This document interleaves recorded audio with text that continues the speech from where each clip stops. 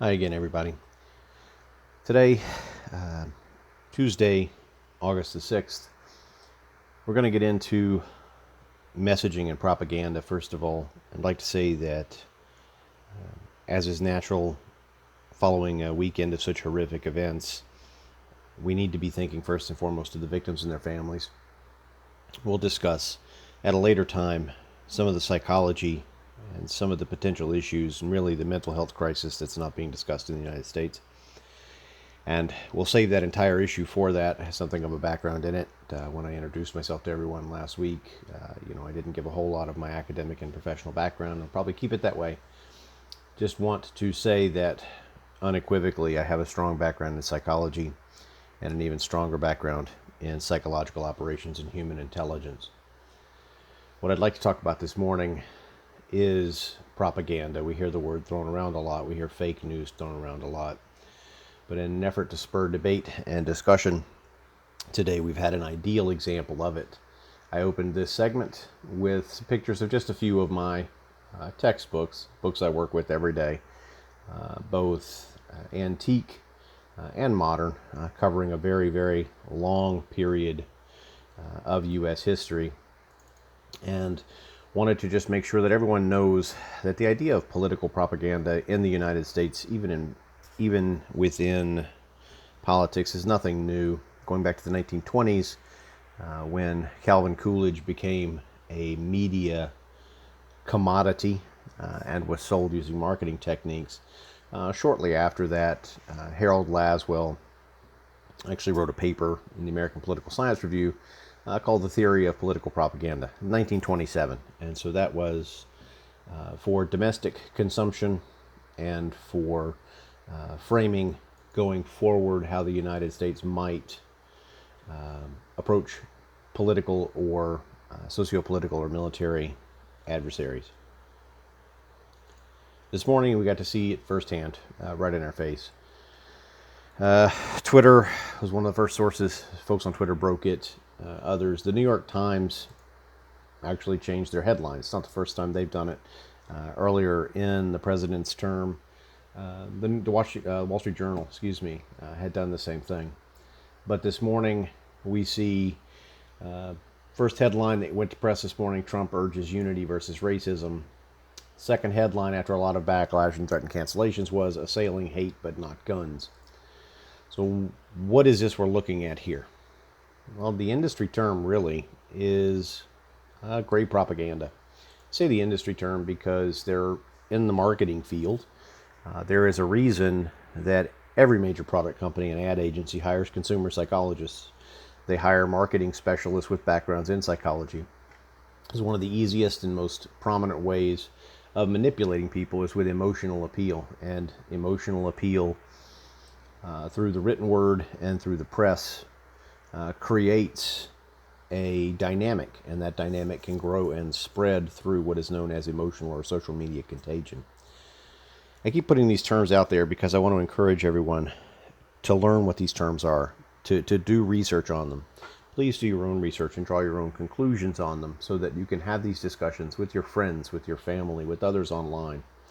We can do it in such a way that we encourage enlightenment. We encourage questioning, because strong questioning, asking who, what, when, where, and why, allows for an informed public, and an informed public can make rational, policy-based decisions: what is best for them, what is best for their local community, what is best for their state, and what is best for the country, as opposed to raw appeals for emotion. As you will hopefully learn following me along, I am something of a historian, an amateur historian by far. There are many much better than I. But when it comes to psychology and marketing and mass appeal, there's a quote that I enjoy putting before my students. And it says, "There is no point in seeking to convert the intellectuals, for intellectuals would never be converted, and would anyway always yield to the stronger, and this will always be the man in the street. Arguments must therefore be crude, clear, and forcible, and appeal to emotions and instincts, and not the intellect. Truth is unimportant and entirely subordinate to tactics and psychology." The problem with that quote is not who gave it. It is the brutal honesty of it and the fact that we are faced with it every day. That quote, elements of which are still taught in marketing programs, in messaging programs, certificates, bachelor's degrees, master's degrees, even doctorates, and elements of it are seen in the works of Saul Alinsky and in others. That quote actually comes from Dr. Joseph Goebbels. Joseph Goebbels, the Nazi. Propaganda was used by all sides during the Second World War, used during the First World War. Went back to political warfare that was taught by Sun Tzu. Okay? It is nothing new. However, statements can be used to drive opinion. Statements can be used to shape opinion. Statements can be used to direct quote-unquote mob activity.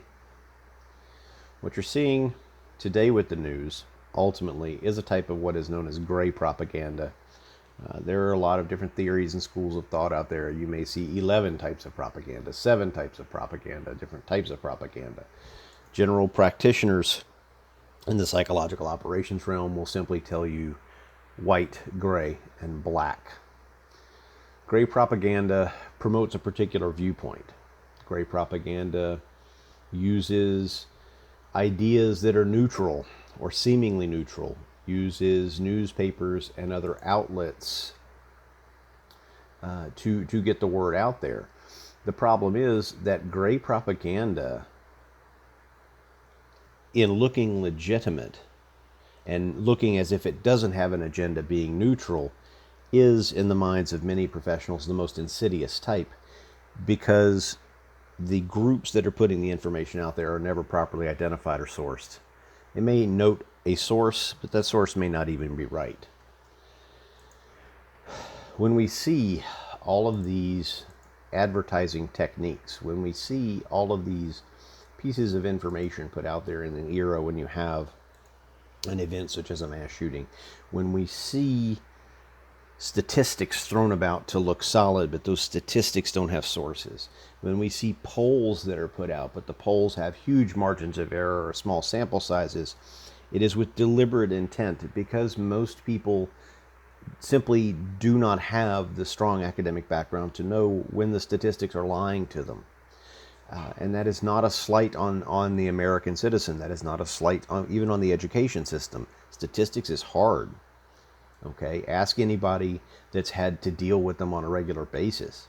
So you learn these things. But when you have a media, when you have a group of people that are pushing what seems to be legitimate information, what seems to be neutral information, but all pushing towards what seems like a common message and theme, as one of my relatives likes to say, in this case, Orange Man bad, we have to ask ourselves, why are we seeing this drive? But more importantly, who benefits? Who gains from what is clearly a concerted messaging effort across multiple platforms towards particular policy ends, and is using emotional appeals, non-facts-based appeals, non-sequiturs to drive that information? We are overrun with information nowadays through social media and the legacy media. And so we need, as consumers, to be better informed about the who, what, when, where, why, and how. How do we find ourselves here? How do we inoculate ourselves? How do we evaluate good sources of information?